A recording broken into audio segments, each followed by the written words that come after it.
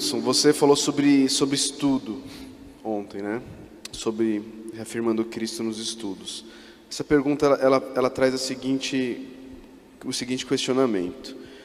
O relativismo cultural tem dominado as universidades e buscado destruir os valores morais cristãos. Como podemos entrar com o Evangelho nesse debate? Como é que nós podemos entrar com o Evangelho nesse debate relativista, não é? Eu creio que sendo firmes, primeiro a gente tem que conhecer o Evangelho e saber que o Evangelho é a verdade, ele não é uma verdade. Eu creio que isso já ajudaria muito, porque muita gente entra no debate com dúvidas sobre o que é o Evangelho, e nisso elas têm dúvidas sobre quem elas são e sobre quem é o Salvador delas, e sobre o que é a verdade sobre a humanidade. E a Bíblia e o Evangelho apresentam a verdade a nós. E a verdade, mais do que uma afirmação, mas também uma afirmação, trata-se de uma pessoa.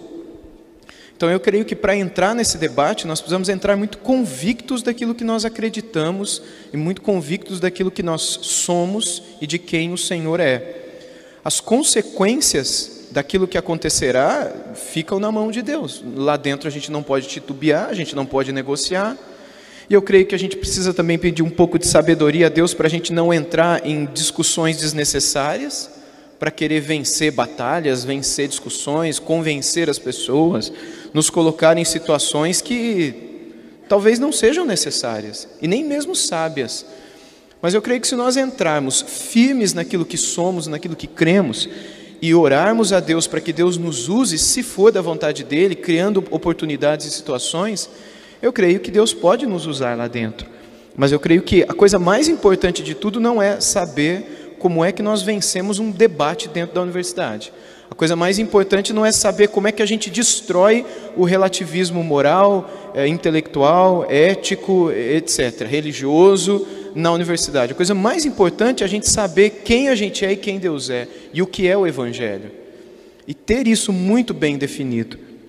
A partir disso, Deus cuidará de nós, e as situações que surgirem no nosso futuro, seja dentro da faculdade, ou seja num churrasco da família no final de semana, as perguntas que se levantarem, elas encontrarão a resposta de alguém que sabe muito bem aquilo que é. E é óbvio que as pessoas não aceitarão, a menos que o Espírito as convença, aquilo que nós cremos, porque nós vivemos num mundo onde absolutos são ridículos e não são aceitados. Se os absolutos são ridículos e não são aceitados, aqueles que os defendem também serão considerados ridículos e inaceitáveis. Dentro da academia, dentro de um círculo de amizade, a gente tem que estar pronto para isso e não negociarmos o Evangelho e tudo aquilo que a gente crê e aquilo que a gente é.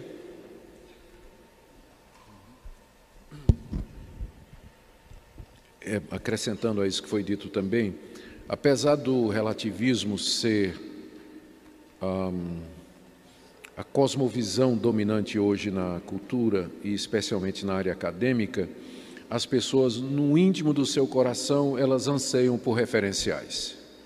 Então, essa história de relativismo, ela é contra a natureza humana, mesmo a natureza humana caída, porque ainda conservamos a imagem e semelhança de Deus, de um Deus que é um Deus de princípios, um Deus que é absoluto e cuja vontade reina supremo e que gravou a sua lei no nosso coração. Então, apesar desse modismo do relativismo, no íntimo, todo ser humano ele precisa de absolutos para poder viver.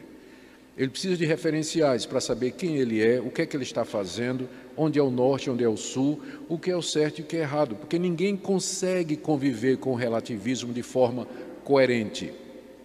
O Davi Gomes, que é hoje chanceler da Universidade de Mackenzie, ele me contou uma vez uma experiência que ele teve quando ele estava estudando nos Estados Unidos, e lá o famoso Jacques Derrida, que é o pai do desconstrucionismo, um dos maiores relativistas teóricos do mundo, foi dar lá uma palestra. O Derrida já estava, ele é francês, era uma das primeiras vezes que ele estava indo lá para os Estados Unidos, ele tinha alcançado um nível tal de que ele não dava palestra, ele sentava assim numa mesa e num tablado embaixo, os estudantes dele iam explicar como eles estavam usando a teoria de Derrida em diversas áreas do conhecimento. Então estava lá a plateia, os estudantes de doutorado dele e o velhão lá, né, sentado. Aí um estudante disse: eu peguei a teoria do Dr. Derrida e estou aplicando aqui na análise do discurso.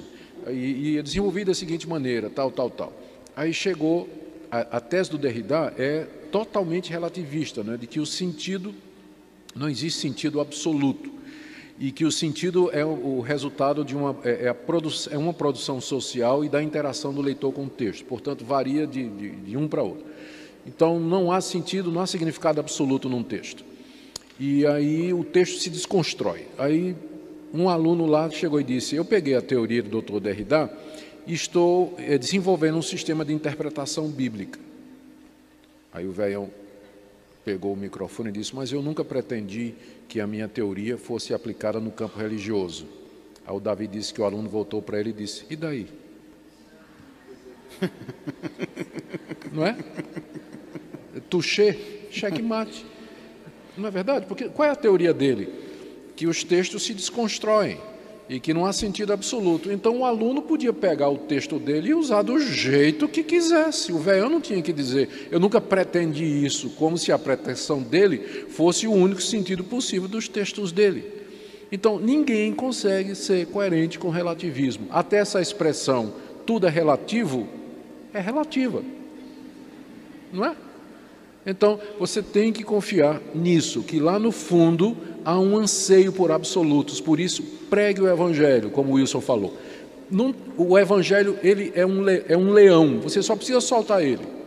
Só solte o leão e deixe o Evangelho ser apresentado às pessoas.